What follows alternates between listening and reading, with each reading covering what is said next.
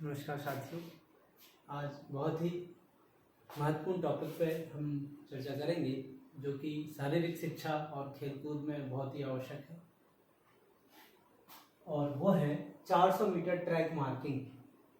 किसी भी संस्था में कोई भी आयोजन या किसी प्रकार का कंपटीशन जब भी हम करते हैं तो अधिकतर केसेस में एथलेटिक्स के इवेंट तो कराए ही जाते हैं, और एथलेटिक्स इवेंट के बारे में एक और मैं लेक्चर बना चुका हूँ जिसमें टोटल इवेंट्स कितने होते हैं, रनिंग इवेंट्स, आपके जंपिंग इवेंट और थ्रोइंग इवेंट, तो उसके बारे में मैं पहले चर्चा कर चुका हूँ। ट्रैक मार्किंग की जो प्रक्रिया है उसको हमने पार्ट ए में यहाँ समझने की कोशिश की है कि ट्रैक का मार्किंग कैसे करें, उसका शेप कैसा होता है। सबसे पहले हम शेप की बात करेंगे तो ट्रैक का जो शेप है ओवल शेप का होता है।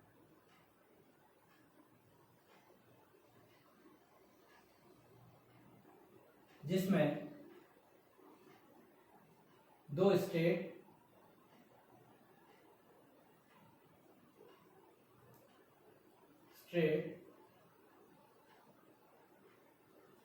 और स्ट्रेट 1, स्ट्रेट 2, कर्व 1, कर्व 2,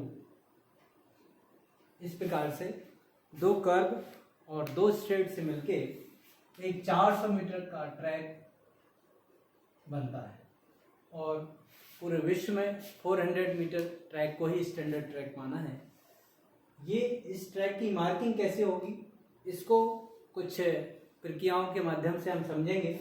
इसके अंतर्गत हमें यहाँ स्पष्ट रूप से दिख रहा है कि इसमें दो कर्व जो हैं, यदि उन कर्व को मिला दें तो एक वृत्त का निर्माण करेंगे। और वृत्त में हमें कुछ फॉर्मूलाज याद रखना चाहिए, जैसे कि परिधि, ये जो आउटर सरफेस है वो है परिधि।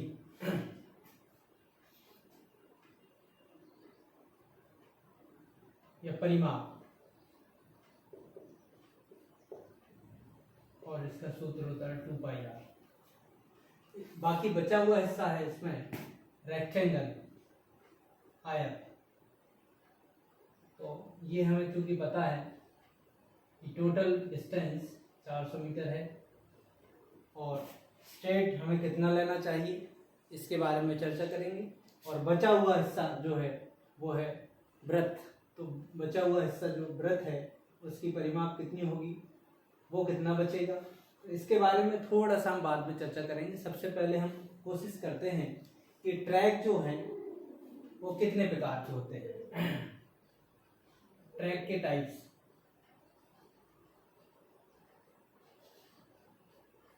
तो बेसिकली ट्रैक 3 प्रकार के होते हैं। First one, muddy track. Muddy track, मिट्टी के track. Second one, cinder track,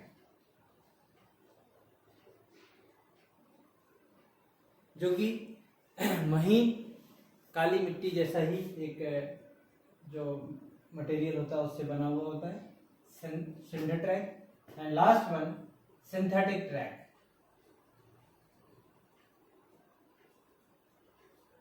synthetic track अभी वर्तमान में भारत में बहुत ही कम है, और इसकी कम से कम लागत 5 करोड़ के आसपास होती है कम से कम, और बेहतर और अच्छा बनाना हो तो 5 करोड़ से ज़्यादा भी हो सकती है। तो बहुत सारे विश्वविद्यालय में ये सिंथेटिक ट्रैक का निर्माण हो चुका है और खिलाड़ियों को बहुत शानदार सुविधाएं मिल रही हैं। तो साथियों, हमने जाना ट्रैक कुल मिलाकर के 3 प्रकार का होता है, मडी ट्रैक, सिंडर ट्रैक और सिंथेटिक ट्रैक। इसमें ट्रैक मार्किंग करने से पहले ये कुछ चीज़ें हमें बेसिक पता होना चाहिए। तो पार्ट ए में हम इन्हीं चीज़ों को समझेंगे। अब हम बात करेंगे कि इसका डायरेक्शन क्या होना चाहिए। ट्रैक बनाने से पहले हमें डायरेक्शन पर विशेष ध्यान रखना चाहिए कि इसका डायरेक्शन क्या रखें। तो चूंकि हम जानते हैं कि डायरेक्शन 4 प्रकार की होती हैं, ईस्ट, वेस्ट, नॉर्थ, साउथ। तो ट्रैक का जो मार्किंग जब भी हम करें तो ट्रैक का मार्किंग हमेशा नॉर्थ साउथ करना चाहिए इस प्रकार से, ताकि जब खिलाड़ी दौड़े तो डायरेक्ट जो सनलाइट है उसके चेहरे पे ना पड़े। बहुत सारे थ्रोइंग इवेंट होते हैं, बहुत सारे जंपिंग इवेंट होते हैं, तो सनलाइट उसको डिस्टर्ब ना करे। इस प्रकार से ट्रैक का जो डिजाइन है, ट्रैक का जो मार्किंग है, हमेशा ही नॉर्थ साउथ का होता है और इन बातों का विशेष ध्यान रखना चाहिए। सेकेंड, डायरेक्शन की हमने बात की। First one direction, second one length, total लंबाई क्या रखना चाहिए। तो हम जानते हैं कि स्टैंडर्ड ट्रैक की टोटल लेंथ होती है 400 मीटर। डायरेक्शन अपना होना चाहिए नॉर्थ साउथ,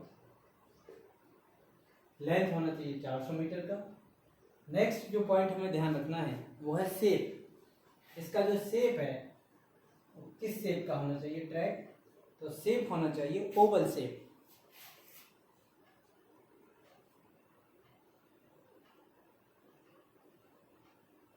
जो हमने पहले ही चर्चा की है।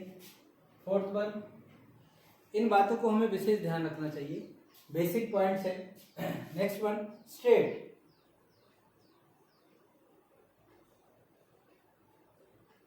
जो टोटल स्ट्रेट है, सीधी लंबाई वाला जो एरिया है जहां पर खिलाड़ी सीधे दौड़ता है, अपने ही लाइन में दौड़ता है, वो स्ट्रेट कितना होना चाहिए। तो इसका जो टोटल स्ट्रेट है वो 400 मीटर का 1/5 होना चाहिए। लगभग 400 मीटर का 5वां हिस्सा होना चाहिए, 1/5 ऑफ टोटल लेंथ। तो 400 मीटर का 1/5, ये एवरेज मान के चलें तो लगभग 80 मीटर के आसपास आता है। कैसे? 400 गुणे 1/5, 5 8 40, 80 मीटर। इस प्रकार से यदि एक स्ट्रेट की बात करें तो 80 मीटर आएगा। ये एवरेज है। कभी भी जब हम ट्रैक डिजाइन करते हैं तो 1/5 ऑफ टोटल लेंथ होना चाहिए।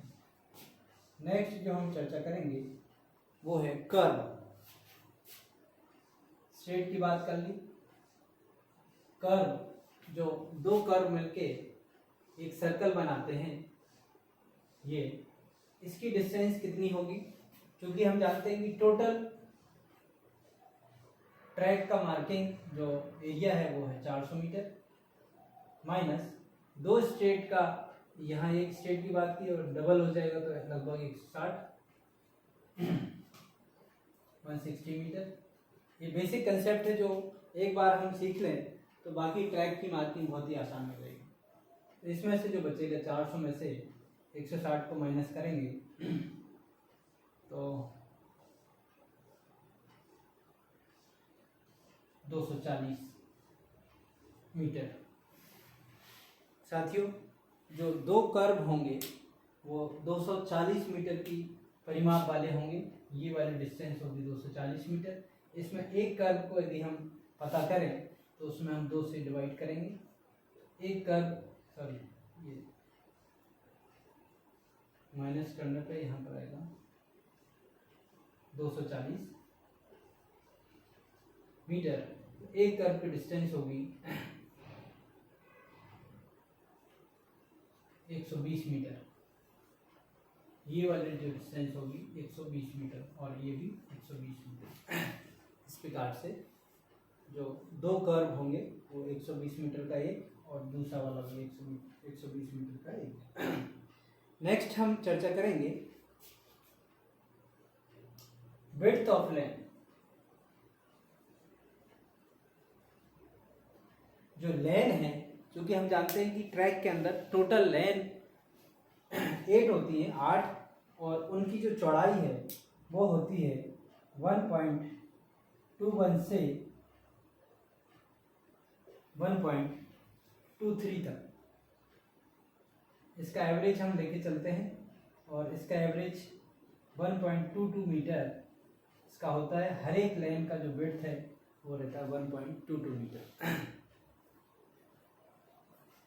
तो साथियों, अभी हमने जाना कि डायरेक्शन, लेंथ, उसका शेप, उसका स्ट्रेट, उसका कर्व, उसके विड्थ ऑफ लेंथ, इस प्रकार से बेसिक फंडामेंटल जो ट्रैक के अंदर होने वाली जो स्टेप्स हैं वो हमने जान लिया है। और हम यहाँ पर अगले पार्ट में ये चर्चा करेंगे कि ट्रैक को कैसे मार्क करें और किन बातों का और विशेष तौर पर ध्यान रखा जाए। होपफुली पार्ट ए में आपको ये बताई हुई कुछ महत्वपूर्ण बातें आपको समझ आई होंगी, आपको मदद मिलेगी। आप बने रहें। बहुत बहुत धन्यवाद।